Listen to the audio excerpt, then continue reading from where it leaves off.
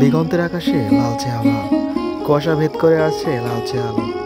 ফসলের ক্ষেতগুলোতে যেন সোনালি আলো ঢেলে দিয়েছে প্রকৃতি। এই দৃশ্যই যেন শীতের রূপ। শীতের সকালে সবচেয়ে বেশি ব্যস্ত সময় পার করেন আমাদের গাছিরাই। আবহমান বাংলায় প্রজন্মের পর প্রজন্ম ধরে তারা কাজটি করে যাচ্ছে একদম দক্ষতার সহিত, যা আমাদের শীতের অন্যতম প্রধান আকর্ষণ।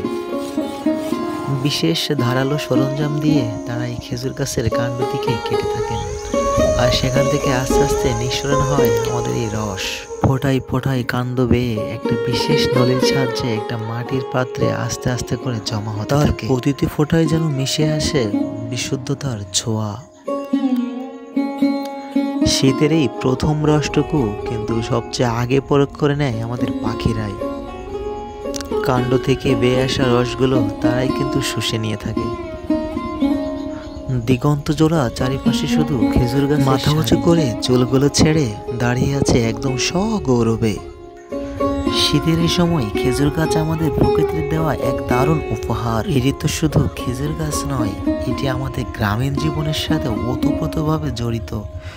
প্রতিটি গাছ যেন গ্রাম বাংলার শীতের মিষ্টি রসের উৎস, যা আমাদের সবার কাছে অনেক প্রিয়। এই খেজুর গাছগুলো যেন শীতের মিষ্টি স্বাদের প্রতীক, আর রসে ভরা কলসগুলো আমাদের শীতের সকালগুলোর অন্যতম আকর্ষণ, যা আমাদের শীতকে করে তোলে। আর পাখিগুলো যেন খুব সকালেই আসে তার প্রকৃতিকে গান শোনাতে। এই মাঠ থেকে ও মাঠ ঘুরে বেড়ায় তাদের খাবার সংগ্রহের জন্য। তাদের ছোটাছুটি আর দুষ্টুমি মনে করিয়ে দেয় সেই গ্রামীণ শৈশবের কথা। হাড় কাঁপানো শীতও হার মানায় আমাদের কৃষকদেরকে। খুব সকালেই তারা চলে আসে তাদের স্বপ্নের বীজ বনন করতে। সারা দিন অক্লান্ত পরিশ্রমের পর তাদের যেন আসল ঠিকানা এই মাটি। পরম যত্নে দলবল বেঁধে তারা চলে আসে মাঠে। একে অপরের সাথে কাঁধ মিলিয়ে কাজ করা যেন তাদের একটি ঐতিহ্য। নিজের পালিত সন্তানের মতোই যেন আদর যত্ন করে বেড়ে ওঠায় প্রতিটি ফসলের চারাকে কৃষকের এক হাসি। ধানের উপর গড়ে তোলা মাকড়সার জাল আর শিশির বিন্দু যেন মিলেমিশে একা গ্রামের প্রতিটি কৃষকের স্বপ্ন যেন এই মাঠকে ঘিরে। ধান কাটছে, কি ধান এটা? একান্ন ধান। ও, চালের গুঁড়ো হবে নাকি? হ্যাঁ, চালের গুঁড়ো তো করতেই হবে, পিঠে আটা খাতে হবে না।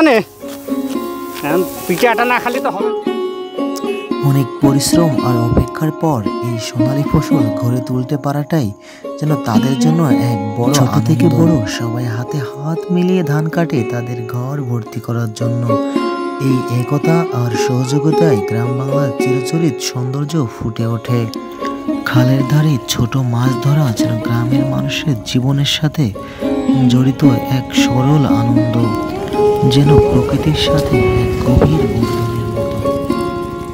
মাছ ধরা গ্রামের জীবনযাত্রার একটু চিরচেনা ছবি, যা দেখে মনে হয় গ্রামের প্রতিটি মুহূর্তেই এক টুকরো উৎসব লুকিয়ে আছে। গ্রামের জীবন মানেই সরলতা। শহরের ব্যস্ততার বিপরীতে এখানে সময় যেন থমকে থাকে।